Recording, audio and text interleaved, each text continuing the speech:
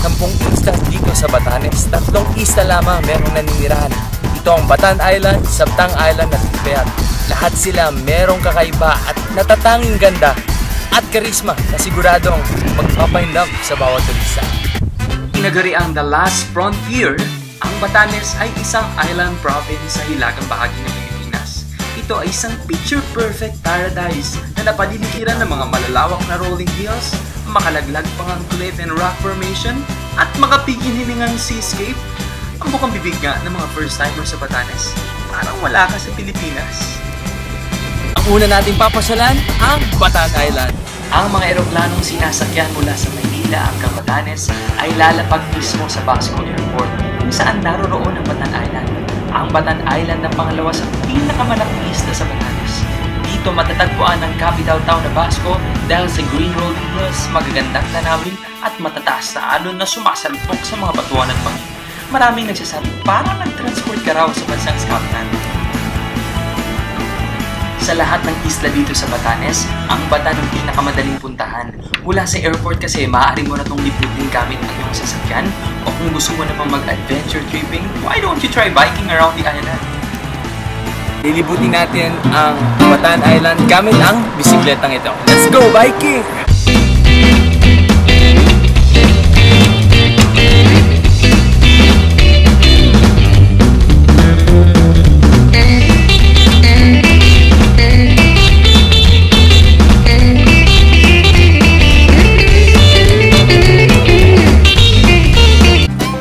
Dito sa Batan Island, ang kilalang Honesty Coffee Shop.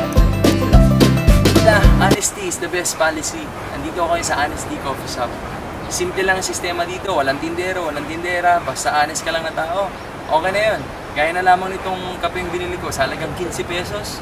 Tapos sinulog ko na lang sa box, tapos okay na yun. Ito yung pinagmamalaki nila alak dito na parang red wine, no? So, tawag nila dito? Palak. Tawag nila dito ay? Palak. Tikman na natin. Ken. Nasa yung mangga nyo. Nasa suka. Hindi, okay naman siya eh. Okay naman siya eh. Parang kadalasan daw iniinom to ng mga kababaihan daw, di ba? Pero ito yung pinagmamalaki nila sa dito sa Batanes. So ayan, cheers tayo! Yan ang simbahan ng San Jose de Ivana. Tinayo siya noong 1795. Nasa tapat lamang nito ang Fort of Ivana. Yun naman ang papuntang Sabtang Island.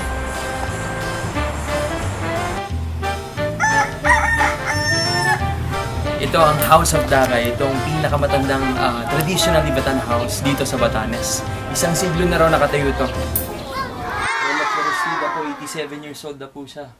Yan. Dito po siya nakatira sa House of Dakay. Kasing tibay din po niya ang House of Dakay. Anong sikreto po ng tibay ng House of Dakay na to? Dahil sa apog. Yung bahay ni Dakay. Kasi sa bato eh. Nagawa po sa apog. Oo. Pero sa Manila po marami rin pong apog. Mga kapala-apog.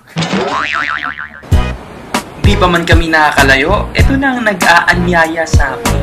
But wait, there's more! Kailangan gumalaw-galaw, baka pumanaw. Ngayon sa Chawabi Deck View. Kung may papansin nyo, ayan, makikita nyo yung mga malalaking bato at saka yung mga hampas ng alon sa kanila. Dito lang yan sa Batanes. Welcome to Basco. Yan, makalipas isang oras mula Batan Island hanggang bababa. Sa wakas, dito na kami. So sobrang worth it ang aming 1-hour bike ride. Sobrang nakakahingal pero ang sarap kapag pababa na. Paakyat tayo. Hindi patag yung daan. So yun. Medyo tagal ko na rin hindi nagbibisikleta. So sobrang worth it kapag ginawa nyo dito sa Batanes. Woo! Sa wakas, narito na ako sa Batanes! Yes! Grabe, ang ganda dito. Sobra. Mapaka pa. Malabaw, kambing. Ayan na yung pinakasikat na lighthouse. Sa wakas, narating ko na rin. Dati nakikita ko na sa puso.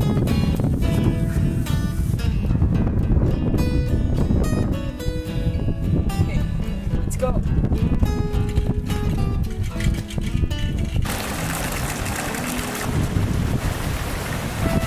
Yo! Dito ako ngayon sa Balugan Beach Resort. So, Kita nyo, merong infinity pool dito. Saya!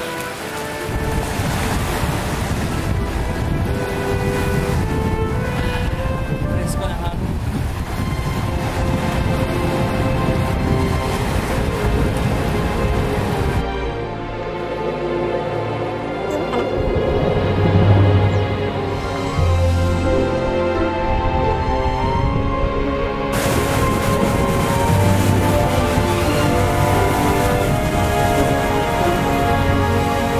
The best mag-meditate dito. Alam nyo ba ang Taiwan ang pinakamalapit dito sa Basco? 180 kilometers lang ang layo. So, imagine niyo yung hangin na nanggagaling Taiwan. Presko ang hangin, sariwa, magandang tanawin. I love Batanes.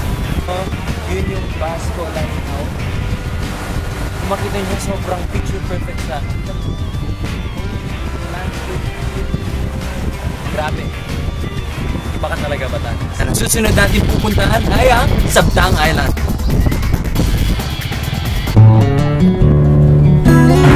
Dito na kami sa bangka dito sa Ivana Airport. Napunta na kami sa Sabtang. Sabi nila mo, 30-40 minutes ako nalambay papuntang Sabtang Island. So, wild ride ba? Mula sa Batan Island, sumakay ng jeep papuntang Ivana Port. May mga bangka na doon papuntang Sabtang Island. Ang pamasahe, 150 pesos na kada tao. Round trip na pare. And after 45 minutes boat ride, mararating na natin ang Sabtang Island. Kilalang isla sa mga centuries-old Ivatan limestone houses sa mga baryo ng Sabidu at Sabayan. Nandito ako ngayon sa Sabtang Island, isa sa mga isla dito sa Batanes. Kaya pagbaba mo pa lang ng pier, makikita mo na isang simbahan na tinayo pa noong 1795. Tara ko sa line. Sabi nila, ang simbahan na to ay gawa sa apog at bato. So makikita nyo yung interior pa lang ng simbahan, para kang nasa Santorini sa Greece.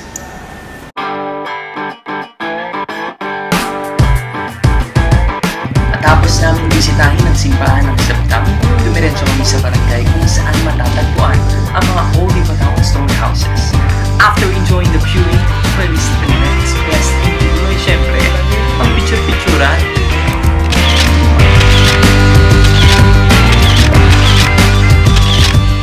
Pumunta naman tayo sa lugar kung saan marami mga Ivatan na gumagawa ng kanilang traditional headgear na pakul.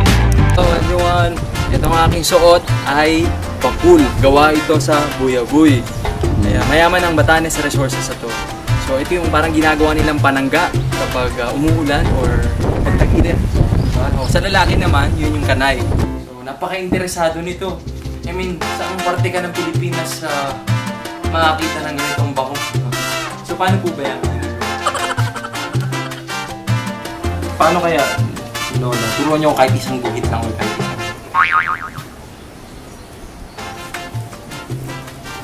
Tama ba?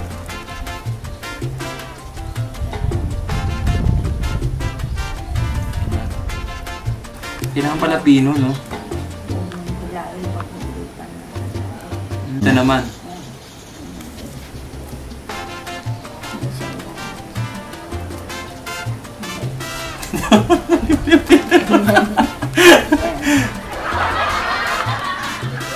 Nahupag ako, tayto ako, masuyod. Nahupag ako, tayto ako, masuyod.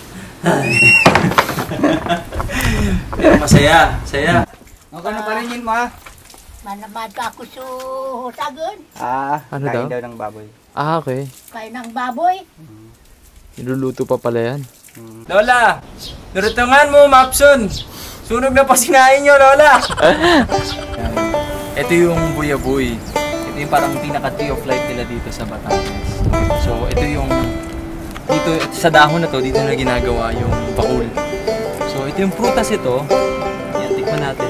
Pwedeng kainin. Tama? Matamis. Lasang dates, ang sarap. Dito ako sa Chaman pa. Grabe! Lagay ko na. I mean, what more spectacular view. Sobra! Ako na magsasayang na to! Nakita ko lang sa post ka dati, nandito na ako ngayon.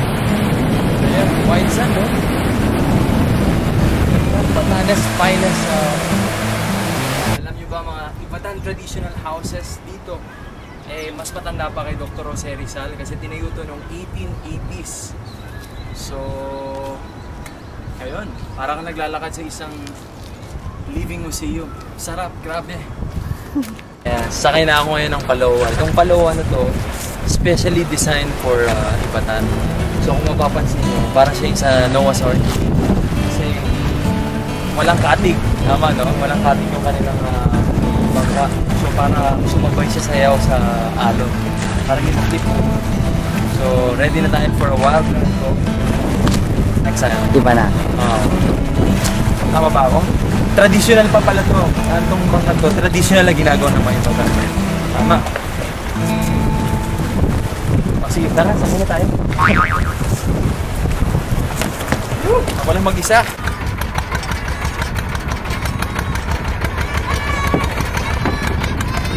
Natin busugin ang ating mga mata sa makalaglag pang mga tanawin. Oras naman para ating busugin ang ating mga kumakalam na sikmura. Ayan. So, dito tayo ngayon sa Shindel Inn and Cafe. Tuklasin natin ang mga kanilang mga malinamnam at mga kakaibang local cuisine na uniquely Ivatan. So, tara!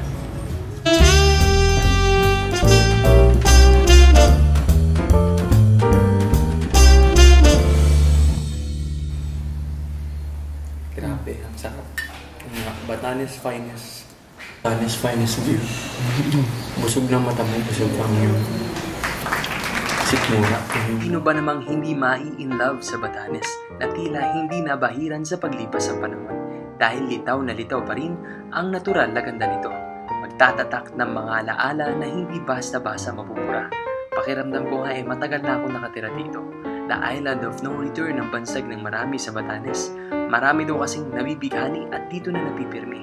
Pero sa mga kagaya kong aalis, di matitinag ang pagnanais na makabalik pa.